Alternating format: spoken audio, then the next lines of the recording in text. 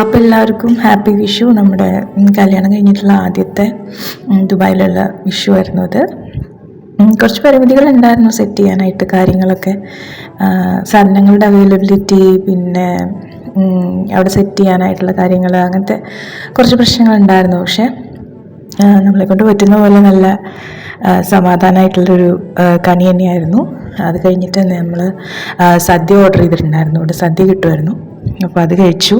പിന്നെ നമ്മൾ ശ്രീകൃഷ്ണ ടെമ്പിളിൽ പോയി. അവിടുത്തെ അടുത്തുള്ള ഒരു അമ്പലമാണ്. നമ്മൾ മെട്രോ വഴി തന്നെ പോകാൻ പറ്റും.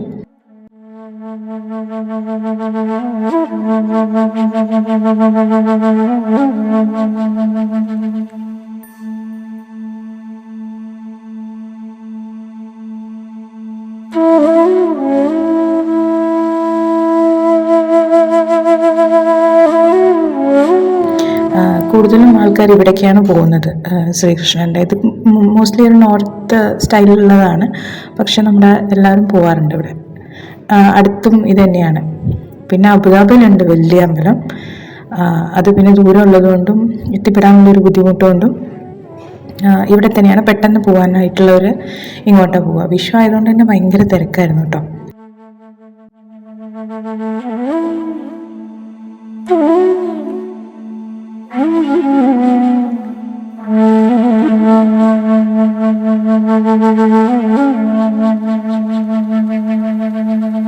ഇവിടുത്തെ ഒരു സ്പെഷ്യാലിറ്റി എന്ന് പറഞ്ഞു കഴിഞ്ഞാൽ ഇപ്പുറത്തെ അമ്പലവും അപ്പുറത്ത് പള്ളിയാണ്.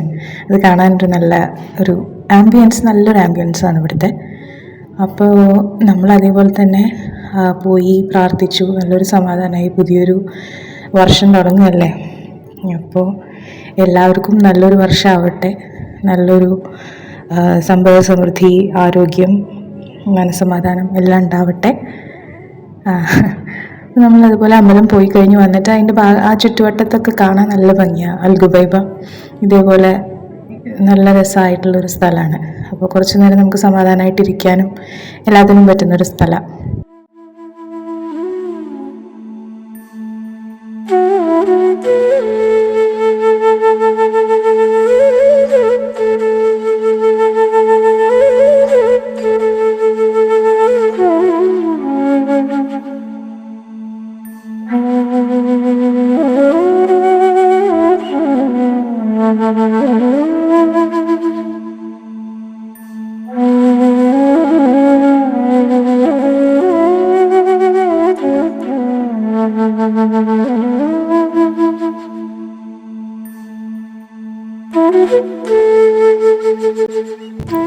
അപ്പോൾ കുറച്ച് നേരം നമ്മൾ അവിടെ ഇങ്ങനെ ഇരുന്നു, ഒന്ന് ചുറ്റി നടന്നു, ഒരു ചായയൊക്കെ കുടിച്ചു.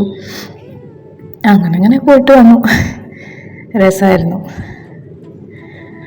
അപ്പോൾ ഒരിക്കൽ കൂടെ എല്ലാവർക്കും ഹാപ്പി വിഷു. എല്ലാവരും സന്തോഷമായിട്ടും സമാധാനമായിട്ടും ഇരിക്കൂ. അപ്പോൾ അടുത്ത വീഡിയോയിൽ എത്രയും പെട്ടെന്ന് കാണാം. അതുവരേക്കും ബൈ.